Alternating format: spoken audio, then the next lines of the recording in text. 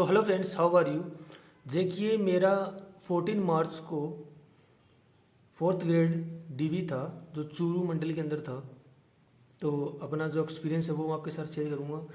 जिनका भी अपकमिंग आगे जो जिनका भी डीवी है उनको क्या क्या प्रोसेस फेस करना पड़ेगा, क्या क्या डॉक्यूमेंट्स चाहिए, क्या क्या समस्याएं हो सकती हैं जिसको हम अवॉइड कर सकते हैं, उसके बारे में बात करेंगे। ठीक है, देखिए मेरा 14 को डीवी था। तो जैसे ही मैं डीवी सेंटर पे पहुंचा, 9:30 से स्टार्ट था डीवी, चूरू मंडल की बात कर रहा हूँ मैं। ठीक है, तो सबसे पहले क्या हुआ कि गेट के ऊपर ही आपको क्या मिलेगा, टोकन मिलेंगे। ठीक है, टोकन ले लेना है और जितना हो सके आप टाइम पे ही पूछें, क्योंकि अगर लेट आप टाइम में पूछेंगे तो आपको टोकन जो मिलेगा वो मतलब जैसे 750 स्टूडेंट्स को उन्होंने बुलाया तो उन्होंने ऐसे टोकन बना रखी है। जैसे मैं क्या है कि 11 बजे वहाँ पर पहुँचा था तो मेरे का जो टोकन नंबर मिला था वो था 670, यानी 670वां नंबर था मेरा। मतलब मेरे पहले काफ़ी लोग थे 11 बजे जाने के बाद भी। ठीक है, तो मेरा जो नंबर आया वो 2 बजे के आसपास नंबर आया मेरा, क्योंकि मैं लेट गया था वहाँ पर। तो इसीलिए जितनी जल्दी पूछोगे उतनी जल्दी जितना जल्दी के लिए आपका डॉक्यूमेंट्स होगा, क्योंकि उससे उतना ही आपको टोकन मिल जाएगा। क्योंकि जैसे आप लेट गए तो जैसे मैं लेट गया तो 600 नंबर तक के तो ऑलरेडी लोगों ने टोकन ले चुके थे, तो मेरे पास 670वां नंबर का टोकन था मेरे पास। तो मैंने वो जैसे टोकन लिया उसके बाद हमें बोला गया कि आप वेट करें। ठीक है, टोकन नंबर वो बोलते हैं कि भाई 500 तक के टोकन वाले आ जाओ, 100 वाले आ जाओ, 50 पहले 50 मेरे ख्याल से वो 30 करके बुलाते हैं। ठीक है, 30, क्योंकि वहाँ पर जो जो डीवी कर रहे हैं वो 30 काउंटर हैं, 30 दल हैं। ठीक है, तो एक दल है वो 25 करेगा, तो ऐसे 30 कितने हो गए, 750 हो गए। तो एक दिन के अंदर वो 750 डीवी कर रहे हैं। ठीक है, अब आपको क्या क्या डॉक्यूमेंट लेके जाने हैं और कैसे कैसे अरेंज करने हैं। तो जैसे चेक लिस्ट, जैसे आपको पता होगी चेक लिस्ट है, इसी के अकॉर्डिंग आपको डॉक्यूमेंट सेट करने हैं। सबसे बड़ी बात है, आपको किसी को पूछने की जरूरत नहीं है, इसी के अनुसार आपको डॉक्यूमेंट सेट करने हैं। ठीक है, और चेक लिस्ट हो सके तो आप 16 पॉइंट्स की जो चेक लिस्ट है वो निकलवाना है आप। ठीक है, अब कईयों को क्या है कि 16 पॉइंट वाली चेकलिस्ट नहीं मिल रही है। कि चूरू मंडल की अगर मैं पर्टिकुलर बात करूँ तो उसमें 15 पॉइंट की ही दे रखी है। जैसे आप पीडीएफ डाउनलोड करेंगे कि किन किन कैंडिडेट्स के डीवी हैं कब कब, तो वहाँ 15 पॉइंट्स की है। लेकिन आप अगर जयपुर मंडल की आप लिस्ट खोलोगे तो उस पर 16 पॉइंट्स की दे रखी है, तो आप वहीं से एक प्रिंट आउट निकलवा लें। ठीक है, 16 पॉइंट की चेकलिस्ट है। इसके अलावा आपको जो बायोमेट्रिक्स है, कई बायोमेट्रिक्स वाले मांग रहे हैं, तो बायोमेट्रिक्स की जो स्लिप है वो भी आपको क्या करनी है, प्रिंट आउट निकलवा लेनी है। इसके अलावा एक वो भी आता है पात्र वाला, तो वो भी आप निकलवा लें। हालांकि वो वहाँ पर दे रहे हैं, लेकिन काफ़ी का सभी मतलब जितने भी काउंटर हैं वो अलग अलग सबका हिसाब से चल रहे हैं। वो कई मांग ले रहे हैं, कई नहीं मांग ले रहे, तो आप पहले से प्रिपेयर होके जाएँ। ठीक है, तो जैसे चेकलिस्ट है उसकी 2 प्रिंट निकलवा लें आप। ठीक है, वैसे ही बायोमेट्रिक्स के भी 2। ठीक है, तो सबसे पहले आपको क्या लगेगा, बायोमेट्रिक्स वाला लगेगा, उसके बाद वो पत्र वाला वो लगेगा, उसके बाद चेकलिस्ट लगेगी। ठीक है, चेकलिस्ट के बाद काफ़ी मैंने वहाँ पर देखा कि काफ़ी लोगों को बोल रहे हैं कि एडमिट कार्ड भी मांग रहे हैं। तो एडमिट कार्ड आप लगाना चाहो तो लगा दो, क्योंकि कई लोग तो नहीं मांग रहे हैं, कई मांग भी रहे हैं, तो आपको वहाँ पर दिक्कत आ सकती है कि मांगेगा तो वो। ठीक है, तो आप एडमिट कार्ड ले जाओ। इसके अलावा कई लोग स्कोर कार्ड वाले मांग रहे हैं, तो मैंने लगाए हैं सब कुछ स्कोर कार्ड का। तो आप स्कोर कार्ड की भी प्रिंट आउट निकाल ले जाओ, उसकी भी 2 कॉपी बनवा लो आप। ठीक है, उसके बाद एप्लीकेशन फॉर्म, आपने जो आवेदन के समय एप्लीकेशन फॉर्म भरा था तो आपके SSID से मिल जाएगा, वहाँ से आप प्रिंट निकलवा लो। ठीक है, एडमिट कार्ड भी वहीं से मिल जाएगा आपको। उसके बाद स्क्रूटनी फॉर्म।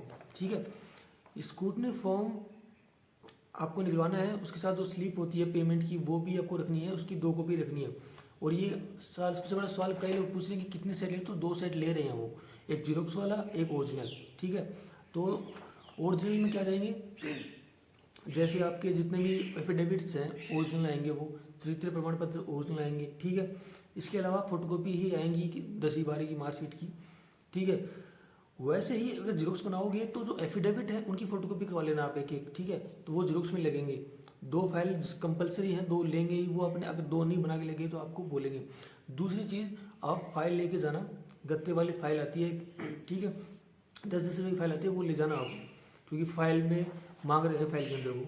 ठीक है, तो आपको डॉक्यूमेंट्स अरेंज कैसे करने हैं वो बता रहा हूँ मैं आपको। सबसे पहले बायोमेट्रिक्स वाला आएगा, फिर वो पात्र वाला आएगा, फिर ये चेक लिस्ट आएगी, उसके बाद एडमिट कार्ड लगा दो आप, उसके बाद स्कोर कार्ड लगाना है, उसके बाद एप्लीकेशन फॉर्म लगाना है, उसके बाद स्क्रूटनी फॉर्म लगाना है। ठीक है, स्क्रूटनी फॉर्म के जो लास्ट पेज है उस पर फोटो लगा देना आप अटेस्ट फॉर्म का, जो अपने ऑनलाइन भरा था उसे फोटो लगा देना, साइन कर देना, उसके पीछे आप गजेटेड से साइन करवा लेना। ठीक है, उसके बाद स्क्रूटनी फॉर्म के बाद जो आपने जो ऑफलाइन जो टेस्ट फॉर्म भरा था ना वो लगाना है आपको।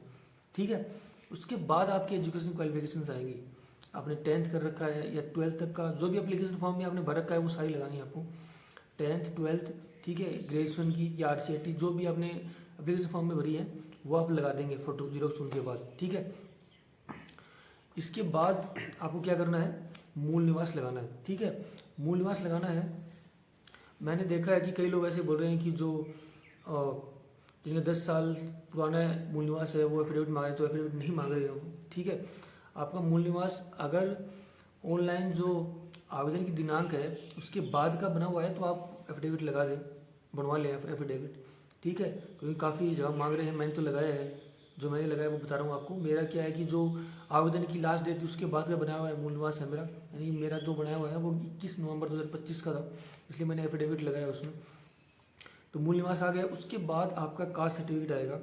कास्ट सर्टिफिकेट अगर आपका पुराना है, 1 साल पुराना, तो चल जाएगा, उसमें एफिडेविट लगाने की जरूरत नहीं है। 1 साल से ज़्यादा पुराना है तो आपको एफिडेविट लगाना पड़ेगा। ठीक है, काफ़ी लोग ऐसे करते हैं कि जिनका 3 साल पुराना है और वो क्या करते हैं, उन्होंने नए बनवा लिया है, तो वो दोनों लगा दें और साथ में एफिडेविट भी लगाना है उनको। ठीक है, उसके बाद अगर आप अन्य श्रेणी हैं, जैसे विधवा हो गया, प्रतिक्ता हो गया, खेल संबंधी या विशेष योग्यजन का प्रमाण पत्र जिनके पास है वो लगा दें।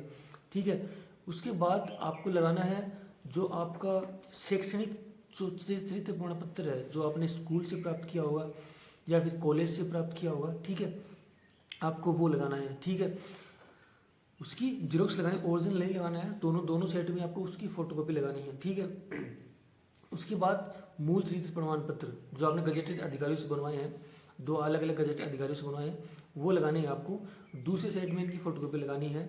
ठीक है, और उसके बाद आएगा आपका वचन पत्र, सादे कागज पर आपने खुद पेन से भरना है, साइन करना है, उसको वो लगाना है, और दूसरे साइड में इसकी फोटोकॉपी लगानी है। ठीक है, तीसरे आएगा 8वें नंबर पे आएगा आपका, 9वें नंबर पे आएगा संविधान शपथ पत्र।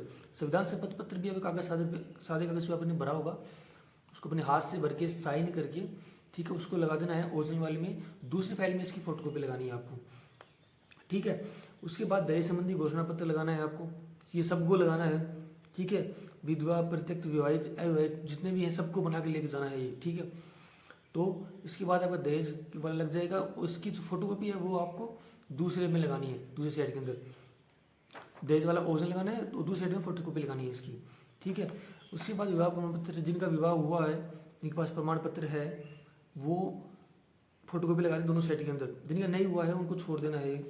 ठीक है, 12वें नंबर पे आता है आपका संतान संबंधी घोषणा पत्र, जो राजपत्रित अधिकारी साहब ने सत्यापित करवाया है वो ओरिजिनल लगाना है आपको, ओरिजिनल वाली साइड में, दूसरी साइड में आपको फोटोकॉपी लगानी है। ठीक है, उसके बाद सामान्य घोषणा पत्र जो आपने बनवाया है इसके ओरिजिनल लगाना है आपको, ओरिजिनल वाली साइड में, दूसरे साइड के अंदर आपको इसकी फोटोकॉपी लगानी है।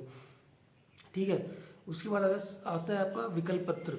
विकल्प पत्र कई लोग मांग रहे हैं, कई नहीं मांग रहे हैं, आप भर के ले जाओ, कोई दिक्कत नहीं है। ठीक है, एक में ओरिजिनल लगा दो, दूसरे में फोटोकॉपी लगा दो उसकी। अगला नंबर आता है आपका नमूना हस्ताक्षर प्रारूप।